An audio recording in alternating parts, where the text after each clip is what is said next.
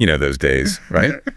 Or maybe it's been weeks. Your phone's practically glued to your hand. You're just scrolling, endlessly scrolling. And, deep down, it's not really helping.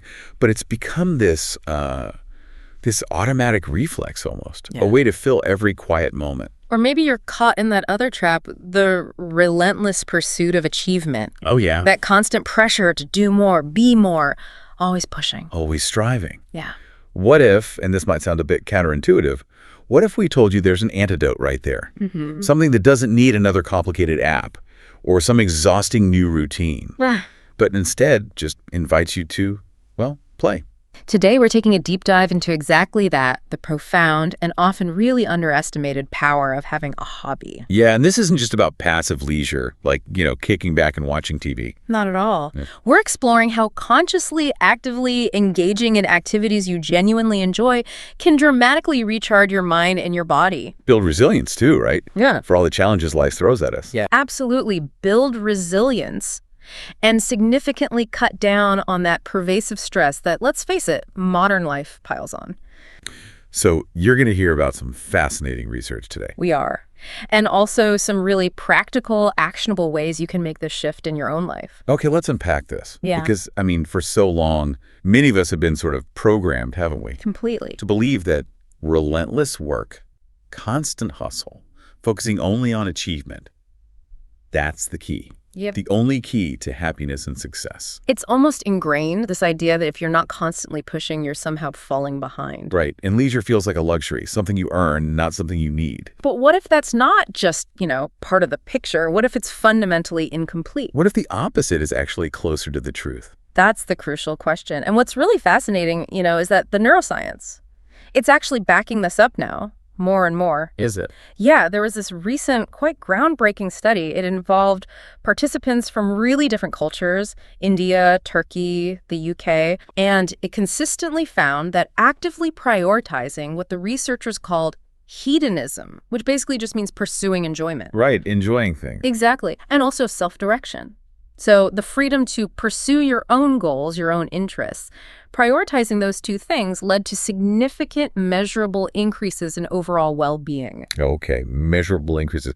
That's interesting. So when we talk about this sort of counterintuitive idea, what does the hard data actually show? Are there specific numbers? Oh, yeah. Because enjoyment can sound a bit fluffy, until you see the impact. Absolutely. And the numbers are genuinely compelling. So people who actively chose to prioritize freedom in their lives, they saw a 13% increase in their well-being. 13%.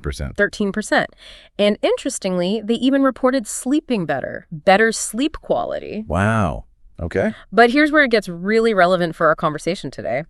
Specifically, engaging in hobbies and relaxation boosted well-being by a full 8%. 8% just from hobbies and relaxation. Yeah. And maybe even more profoundly, it actually reduced stress and anxiety by a significant 10%. 10%. 10%. Just think about that for a second. A 10% reduction in those everyday stressors we all deal with, just from carving out time for things you enjoy. That is genuinely significant. I think that's more than many people would probably expect from something that seems, on the surface, quite simple. Mm-hmm. So does this research then suggest that our relentless, almost culturally ingrained chase for achievement, it might actually be making us less happy? It points strongly in that direction. It's quite the paradox, isn't it? It really is. The study revealed that prioritizing achievement, focusing solely on that external success, showed no direct happiness benefits at all. None. None. In fact, one of the lead researchers, Dr. Paul Hanel, he observed this striking pattern. People who prioritized achievement over enjoyment were actually less happy the very next day. Wow. So it actively backfired in the short term. It seems so. It directly challenges that deep-seated belief that constant striving is the only path to contentment. It really flips the script. Yeah, it does. Suggesting that maybe true success and happiness hinge more on finding that balance rather than just chasing external validation all the time. So it sounds like that old saying, all work and no play makes Jack a dull boy. It's not just folksy wisdom. Not at all. It looks like it's backed by solid data now. There's this powerful paradox then. By intentionally allowing ourselves time for fun, for creative expression, for our own little goals, Yeah. we can actually become more relaxed, genuinely happier, and maybe even, ironically, more successful in the long run. It's all about finding that balance, that critical, often elusive balance. But, okay, for many people listening, the how is still maybe a bit of a mystery. How exactly do these hobbies, physiologically recharge us? Is it just a nice distraction, or is there more going on? Oh, it's much more than just a pleasant distraction. They offer a profound physiological reset. Studies are now showing a direct, measurable impact on our internal chemistry. Take something like engaging in art. Like painting or drawing. Exactly. Activities like that can lead to a noticeable decrease in cortisol levels. The stress hormone. The main stress hormone, yeah. And when that's chronically high, it quietly erodes everything, your sleep, your immune system, even how well you think. Right. Hobbies effectively act like a natural off switch for that internal alarm system. They pull your mind away from the worries, sure, but they also actively foster a more positive mental state biochemically. So it's a deep-seated biological calming. Precisely. A calming mechanism. And it's not just hitting the mental reset button, is it? I'm curious, how do things like, say, solving puzzles, or even the focus needed for knitting, how do they sharpen our minds? Are specific cognitive functions getting a boost? Definitely. These activities aren't just passive, they're like active brain trainers. Where? When you're tackling a complex puzzle, you're using your working memory, you're honing problem-solving skills, maybe even boosting spatial reasoning. Learning a new language, for instance, demonstrably enhances executive functions. That's your brain's ability to manage tasks, stay focused when there are distractions, switch attention efficiently. Like a workout for the brain. Exactly. You're building cognitive muscles that you then often unconsciously apply elsewhere, complex work projects, managing daily life. Right. And think about mindful hobbies. They're such a powerful antidote to that doom scrolling habit so many of us fall into. Oh yeah, the endless negative feed. Right. Mindful hobbies hold your attention positively. They get your hands busy, engage you in what psychologists call a flow activity. The flow state, yeah, where you lose track of time. Exactly. You become so immersed you forget everything else. And that state is highly correlated with deep contentment and well-being. That link seems really powerful. It suggests hobbies aren't just a temporary mood boost, but maybe foundational in warding off deeper emotional struggles. I think that's right. And for many, that uplift comes specifically through a creative outlet. So how do creative pursuits like drawing or writing differ in their psychological benefits? Well, they offer this unique channel for self-expression and, crucially, emotional processing. Creative hobbies tend to engage parts of the brain linked with pleasure, reward, and innovative thinking. So beyond just distracting you from daily stress, this kind of engagement can actually help you develop entirely new ideas, new perspectives, and surprisingly often, these insights are applicable back in your academic or professional life. Interesting, like cross-pollination of ideas. Sort of, yeah. It's a space where judgment tends to fade and exploration can really flourish. And more broadly, just the regular dedication of time to any hobby, creative or not, is directly linked to a greater sense of positivity. People who consistently make time for enjoyable activities are just statistically less likely to feel low or depressed. They report increased happiness, increased fulfillment. I think we've all felt that that fleeting hit you get from endless scrolling, right? Vanishes instantly. Yeah, it's gone. But what seems really compelling about hobbies is they offer something tangible, something real. Absolutely. And that taps into another vital psychological benefit, that deep sense of accomplishment. Right. Unlike that disappearing digital satisfaction, hobbies often give you tangible results. A finished painting you can actually hang up. Or a scarf you knitted. Or a scarf you can wear or give away. A DIY project you can stand back and admire. Yeah. That feeling of achievement, of I made this, I completed this, it's a core ingredient of psychological well-being. It directly boosts self-esteem. And gives you a sense of control, maybe. Exactly. It provides a powerful sense of control and agency, which is especially valuable when other parts of your life feel chaotic or sort of out of your hands. It strengthens your overall mental health. Okay, so we've covered the mind quite a bit. Let's move to the body. Hobbies play a role in physical strengthening and building resilience too, right? And it doesn't have to be like running a marathon. Not at all. We're often talking about activities that incorporate even gentle physical activity. Think about gardening. Getting your hands dirty. Yeah. Tending plants, digging, planting, or mindful walks where you're really paying attention to your surroundings. Gentle yoga. Even just dancing around your living room counts. Ah, okay. These seemingly simple things can lead to remarkable physical benefits. Research shows links to lower blood pressure, reduced waist circumference, improved BMI. Really? Some gentle activity. Yes.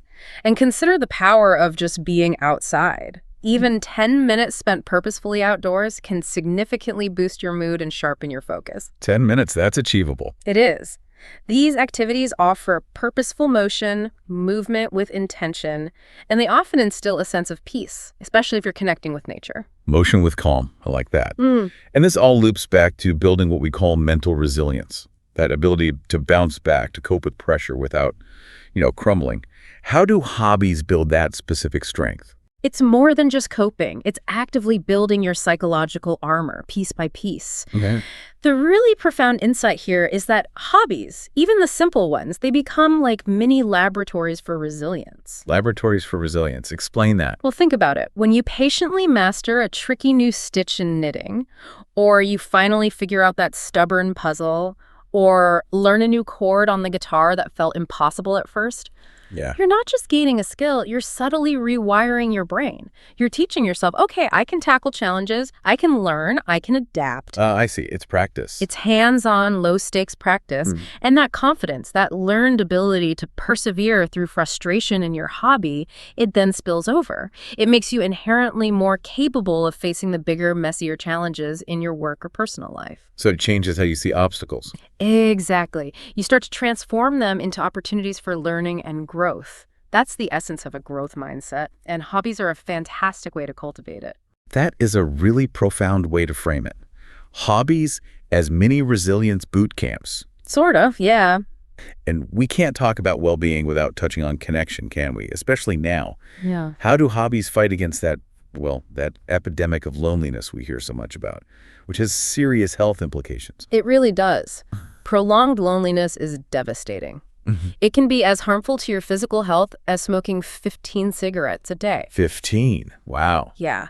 It's linked to heart disease, increased inflammation, all sorts of serious conditions. Hobbies offer this powerful organic remedy. How so? By joining groups centered around shared interests. Maybe it's a book club, a crafting circle, a community garden project, a local sports team. Shared passion. Exactly. You naturally enhance your communication skills. You build healthy, supportive relationships. You're not just doing an activity.